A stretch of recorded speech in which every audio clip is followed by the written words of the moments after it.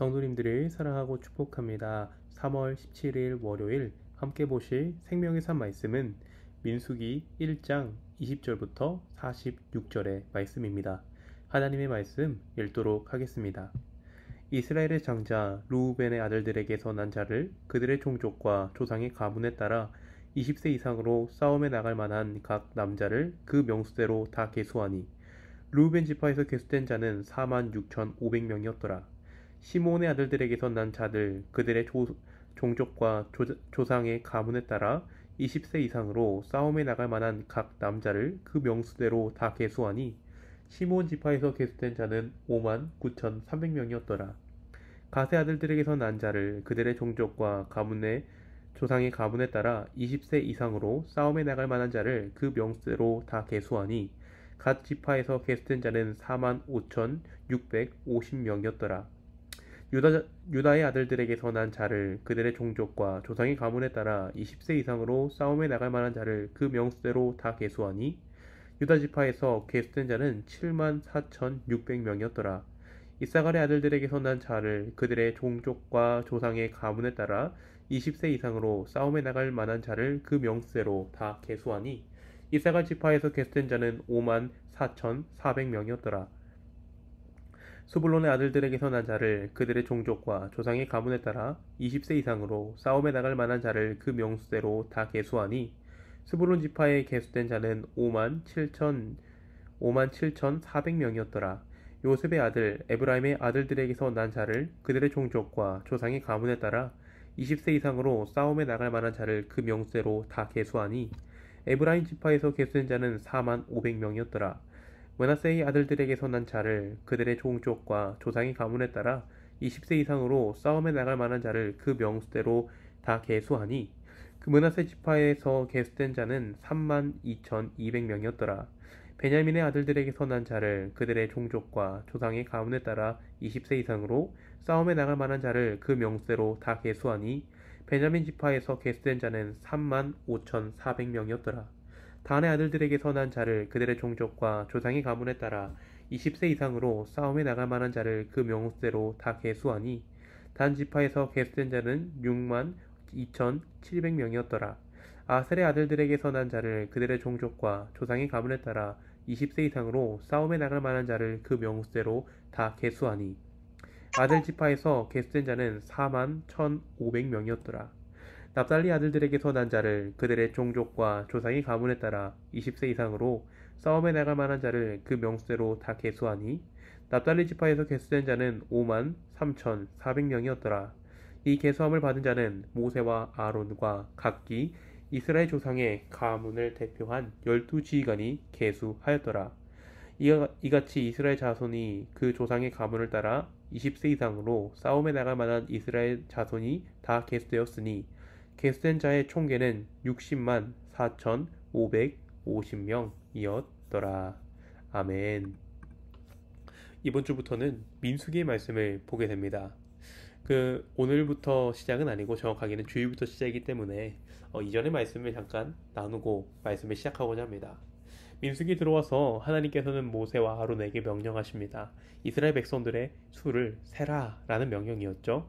이것이 민수기 시작이고 뜻입니다. 백성의 수를 세다. 그리고 수많은 백성들이 광야를 통과하면서 있었던 일을 기록하였기에 민수기는 다른 이름으로 광야에서라고 부르기도 합니다. 광야는 이스라엘 백성들이 부름을 받고 약속의 땅으로 향하는 장소였습니다. 그렇게 하나님께서 약속하신 천국의 여정을 걸어가는 우리에게 믿음으로 살아가는 것이 무엇인지 주시는 중요한 교훈이 민수기에는 담겨져 있습니다. 그런데 믿음의 여정을 걸어가는 시작 가운데 하나님께서 가장 먼저 명령하신 것은 백성의 수를 세라 라는 명령이었습니다. 그런데 우리가 읽은 본문을 보시면 아시겠지만요, 백성의 수가 60만 명이나 됩니다. 이를 모세와 아론이 둘이서 다 셀 수는 있겠죠. 아주 오랜 시간 걸리고 오차가 더 많이 생길 수 있을 것입니다. 어떻게든 셀 수 있을 것 같습니다. 하지만 절대로 효율적인 방법은 아니죠. 그래서 하나님께서는 백성의 수를 세라고 명령하신 후에 민수기 1장 5절부터 16절에 백성의 우두머리를 세우십니다. 믿음의 여정을 시작하는 가운데 리더를 세우신 것입니다. 여기서 제가 주의 깊게 본 단어는 우두머리라는 단어인데요. 우두머리의 뜻을 검색해보면 무리의 으뜸이라는 뜻입니다. 예수님의 제자들은 언제나 서로 으뜸이 되고자 다투었습니다. 그러한 제자들에게 예수님은 으뜸이 되고자 하는 자는 섬길 것을 언제나 말씀하셨습니다. 하나님께서 우리 가운데 리더십을 세운 것은 군림하기 위해서가 아닙니다. 섬기게 하기 위해서 세우셨음을 기억해야 합니다. 그렇다면 팔로우십, 우리들의 역할은 무엇일까요? 리더들을 따라가는 우리의 역할은 무엇일까요? 순종하는 모습이 필요합니다. 세상 속에서 살다 보니 우리 안에는 세상의 원리가 있습니다. 세상은 높은 사람이 섬김을 받는 구조이죠. 하나님 나라와는 전혀 다른 상반되는 구조입니다. 이러한 원리로 우리는 섬기는 리더들을 대해서는 절대로 안 됩니다. 하나님 나라는 언제나 상호 존중을 말합니다. 섬기는 이들도 섬김을 받는 이들도 서로를 존중하며 서로를 존중해야 합니다. 그러할 때 우리는 서로 사랑하는 하나된 공동체를 이룰 수 있을 것이고, 성경에서 말하는 것처럼 우리가 서로 사랑함으로써 세상은 우리가 예수님의 제자라는 것을 알게 되는 것이죠. 바라기는 리더십, 팔로우십, 우리 모두가 서로 상호 존중하며 사랑하며 예수님의 제자로 인정받는 우리 성도님들이 되기를 간절히 소망합니다. 이렇게 세워진 리더들은 각 지파별로 백성의 수를 세웠습니다. 이전의 말씀이 리더들을 부르시는 내용이라면 오늘 본문은 백성의 수를 세는 장면을 그리고 있는데요. 여기는 하나님께서 백성의 수를 세는 목적이 등장합니다. 싸움에 나갈 만한 사람의 수를 세어 가나안과의 싸움에 나가기 위해서입니다. 그런데 꼭 싸워야만 할까요? 그냥 같이 좀 더불어 살면 얼마나 좋지 않을까 하고 생각됩니다. 하지만 하나님께서는 이방 사람과 통혼하지 말 것을 말씀하셨습니다. 왜냐하면 결혼을 통해서 이방의 신이 그 가정에 들어오고 우상 숭배에 빠지게 될 수 있기 때문입니다. 하나님만 섬기는 순수한 신앙에서 멀어지게 되기 때문에 하나님께서는 더불어 사는 방법도 있지만 전쟁을 통해서라도 순수한 신앙을 지키기를 바라셨습니다. 또한 또 하나님께서는 더불어 사는 것을 아브라함에게 약속하지 않으셨죠. 이 땅의 주인이 되게 해주겠다고 약속하셨습니다. 하나님의 약속의 말씀을 실현하기 위해서는 전쟁이 필수적이었습니다. 우리가 이 땅 가운데 약속의 말씀대로 살아가고 믿음으로 살아가기 위해서 영적 전쟁은 필수적인 것이죠.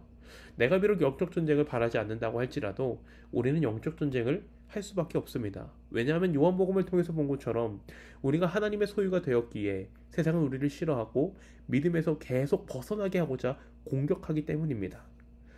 우리가 이러한 영적인 전쟁에서 믿음을 지키며 승리하기 위해서는 어떻게 해야 할까요?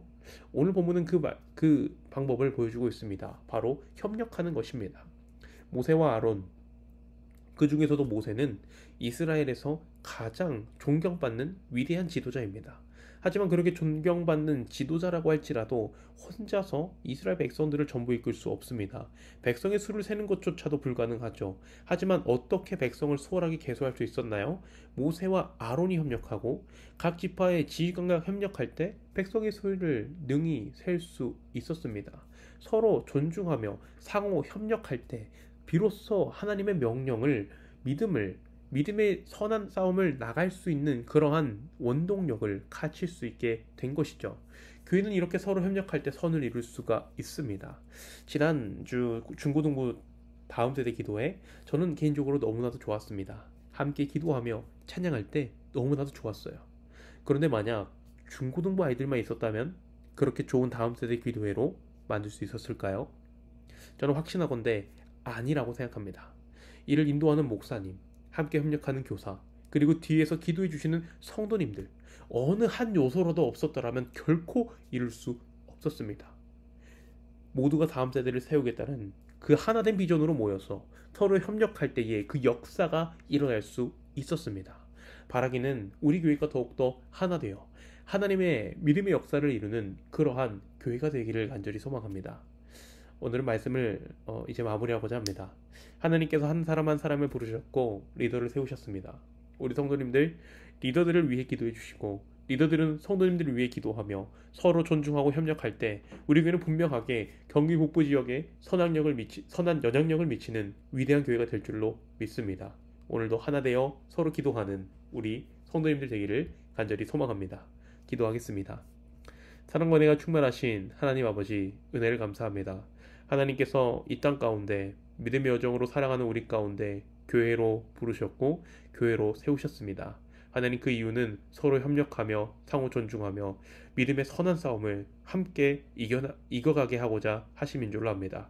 우리가 서로 하나 되며 서로 존중하며 사랑할 때 세상이 우리를 예수님의 제자인 줄 아는 것처럼 우리가 서로 사랑하게 하여 주시옵소서. 서로를 존중하고 배려하는 우리 교회가 되며 하나된 비전으로 모이는 우리 성도님들 되게 하여 주시옵소서. 감사를 드리며 우리 주 예수님의 이름으로 기도합니다. 아멘.